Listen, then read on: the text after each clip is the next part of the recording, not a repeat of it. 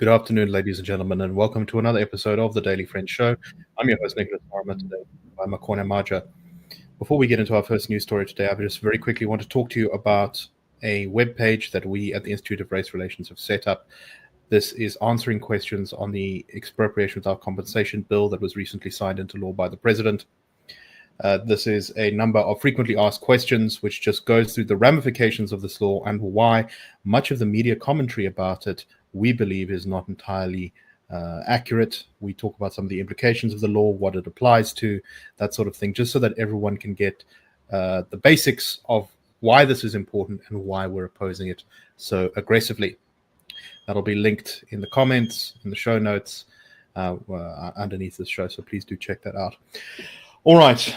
The first story we're going to talk about today is, well, it's relating to what happened in July of 2021, and those were the infamous July riots that caused chaos across KZN and also some parts of Gauteng.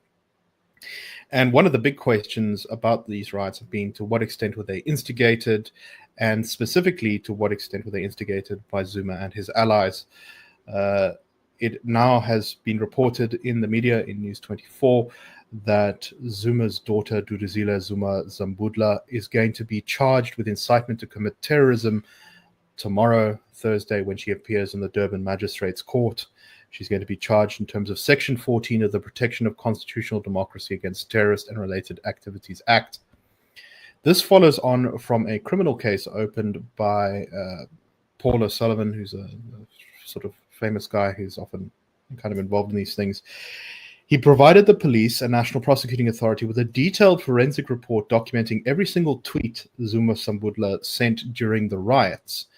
The accusation here is that she basically was fanning the flames and encouraging violence by tweeting out incidents of riots and violence and all that kind of stuff, often with the comment, "We see you, KZN," sort of like almost like a salute, I guess, is the implication here.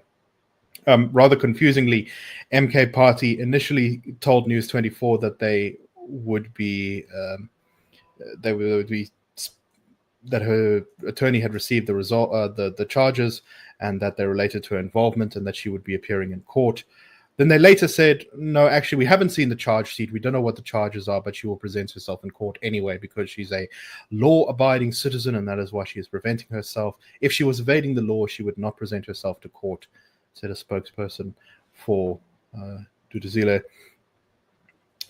So I guess, Makone, the question here is, I don't know legally how strong the case is against her. But it does seem to me that regardless of whether she's going to be legally found guilty or not, she certainly was encouraging this stuff.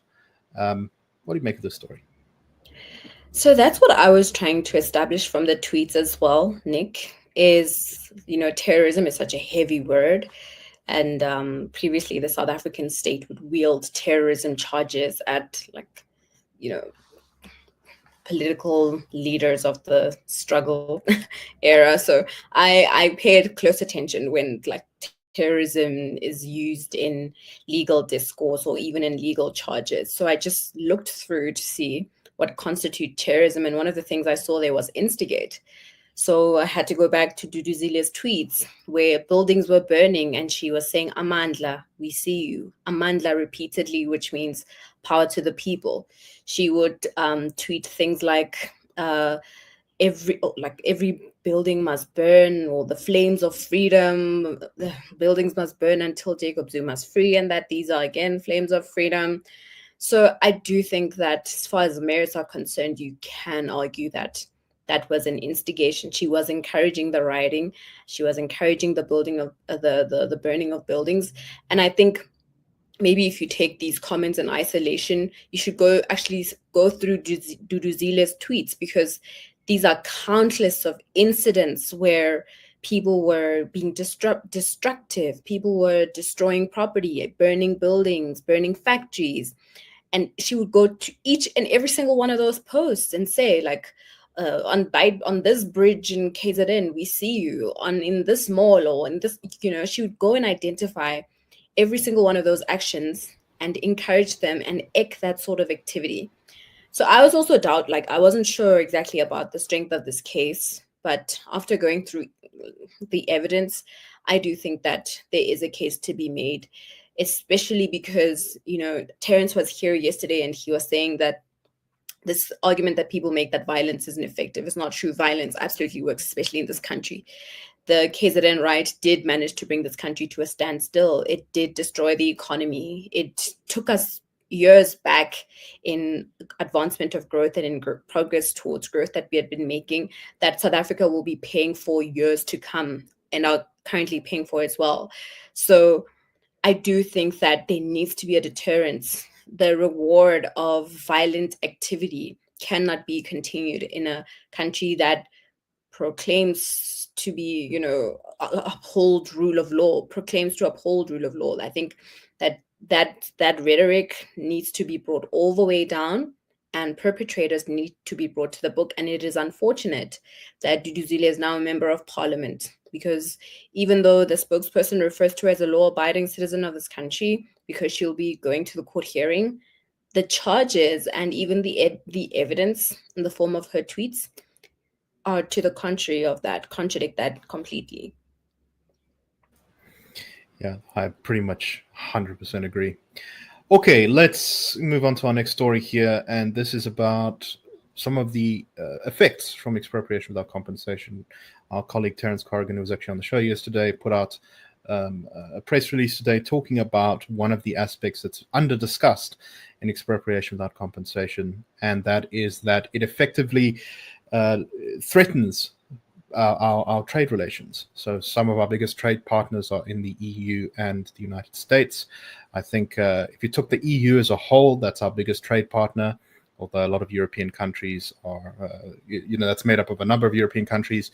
Our biggest single country trading partner is China, but our other largest trading partner is the United States. So a lot of countries that are quite concerned with property rights are in that mix there. And we, of course, have Donald Trump with a much more, shall we say, active foreign policy, not afraid to start fights over trade. We've already seen that with some of America's closest trading partners in Mexico and Canada. So the real concern here is that South Africa, which benefits from relatively positive trade relations with the United States, and particularly from the AGOA agreement, which allows certain goods from South Africa to be exported to the US without tariffs, that we may very well be kicked out of it when it comes up for review, I think in September of this year. As our colleague Terence says, AGOA may not be existential for South Africa, but it's extremely useful. Losing access to its grants would be painful. Arguably more important than its direct benefits, exclusion from AGOA would deal a significant reputational blow to South Africa's international commercial standing. Now, there was some talk about chucking us out of AGOA last year. However, in the end, it seems like South Africa managed to win that battle within the US political system. We were sort of staved off of our execution there. They decided to make no changes to AGOA. It seems like the Biden administration was one of the key voices in that, whereas there were voices in Congress, that both Democrat and Republican, who were pushing for us to be excluded. Makone, what do you make of this? So the argument Terence is making is that of the importance of economic growth and how this bill threatens an element of that, which is trade. And you are right to point out that the US is our second biggest trading partner, and that one of the ways which we trade with the US is through the Africa Growth and Opportunity Act, which is the AGOA Pact, which allows us access to some 1,800 allows our products, 1,800 products, access to US markets on a duty-free basis. And one of the requirements for being able to participate in AGOA is property rights. And this bill places property rights under risk, under immense threat for the government to be able to basically confiscate property and expropriate it for nil compensation, or compensation that is anything other than market value. And it's important that we flag risks to trade because, as Terence writes in the release, it's about a third of the country's GDP.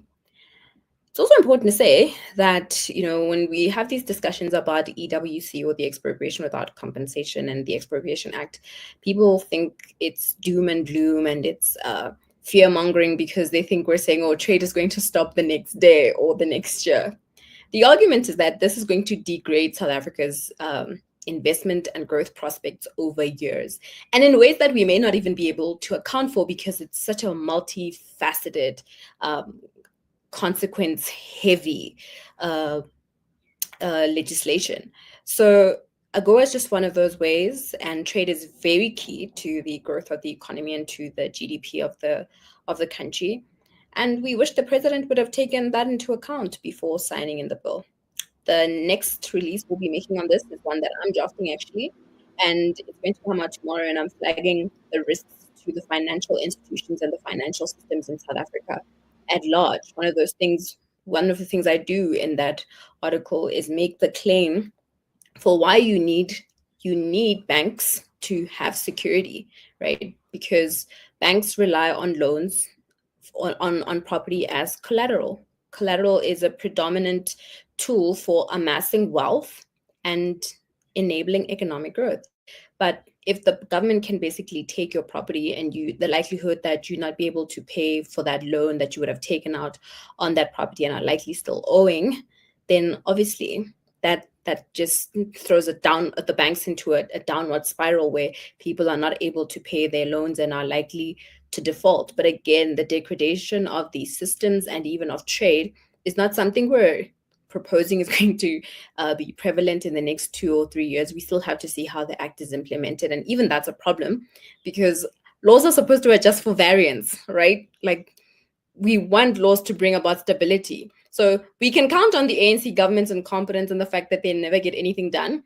But what about the next government that comes in? What if it's far more efficient and excellent in implementing the laws on the books and explores this to the fullest extent possible? So, yeah, what the key problem here is, you need investment to grow the economy. You need particularly foreign investment right now. And if anyone is worried about maybe losing property or investments because a corrupt cadre in some department somewhere decided that their development was actually a prime real estate and that they wanted to be cut in, the potential for abuse is just so massive. And we've seen every time the South African government gets an extension of its power, there's almost always abuse connected to corruption. And that's exactly why the smokescreen of this whole thing being about restitution of land to the previously dispossessed is just that, a smokescreen. The real motivation behind this is increasing government power and allowing the people who are in positions of power to basically threaten, extract wealth, and just simply abuse the populace for their own ends. It's degrading our rights, all of our rights, whether we're black, whether we're white, whether man, woman, doesn't matter. This is going to affect all of us. Okay, for our last story, let us talk about what's going on in Limpopo. And this is one of those kind of little scandals that makes you sort of want to bash your head on the wall, because it's just so atrocious. Schools in the Waterberg in Limpopo were asked to contribute around 5,000 Rand each towards accommodation, meals at a conference that was going to be hosted by the department. This was apparently a compulsory conference that principals and circuit managers from very, very poor schools in this part of Limpopo, mostly quintile 1 schools, which are the poorest, were supposed to attend. This was not coming out of the department's budget. The schools themselves had to contribute this money. They were told that this was compulsory and that if the principals could not attend, then someone else had to show up. The department official who ordered this said, quote, "Attendance is not optional. Those with challenges must ensure they delegate a proxy to ensure maximum participation and implementation of resolutions. However, various groups like the Federation of Governing Boards of South African Schools questioned why, firstly, this conference is being held during school hours when it was taking principals away from their duties and running schools. And secondly, how can the principals just extract money from the school to spend it on what is essentially a luxury getaway for 2 days without, even if they have authorization of the department? This is mismanagement of funds. One of the principals complained anonymously to the media that all the principals were scared not to follow through with this because they believed they would be victimized for not doing it. Makone, this is just kind of outrageous. It's one of those very infuriating stories because, as you point out, Quintile 1 schools are the no-fee paying schools. Schools that typically fail to produce basics in terms of creating a productive learning environment, like not having access to textbooks and other important learning equipment, where the children don't even afford to buy like proper school uniform. And in the winter months are often left. I could go on, but it's absolutely infuriating that the priorities are on luxury getaways that the schools must somehow fund. I think that these teachers and these principals are clearly losing the plot. Also, that they wanted to do this between the 5th and the 7th of February, which is next week, Wednesday to Friday. So during school hours, they had plans of going away to this conference overnights and neglecting their duties essentially, which is critical that their presence is there at the schools, especially in the beginning of the year, which they do point out in the article. So it's one of those very infuriating stories that are unfortunately far too prevalent across like the public service in South Africa. And I think some serious questions have to be asked.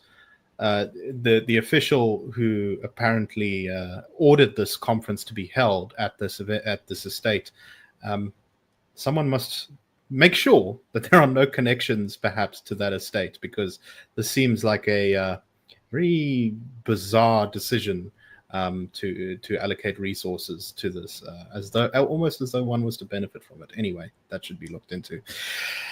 That's all the time we have for today. Please do check out our EWC Frequently Asked Questions page, which, like I said, will be in the comments and everything. And we will see you all tomorrow on The Daily Friend Show. Cheers, everyone, and have a wonderful day. The Daily Friend Show and The Daily Friend are a project of the Institute of Race Relations, the IRR. The IRR is a think tank which was founded in 1929 to study race relations in South Africa and works to change government policy to improve race relations through non-racialism and to ensure the prosperity of all South Africans.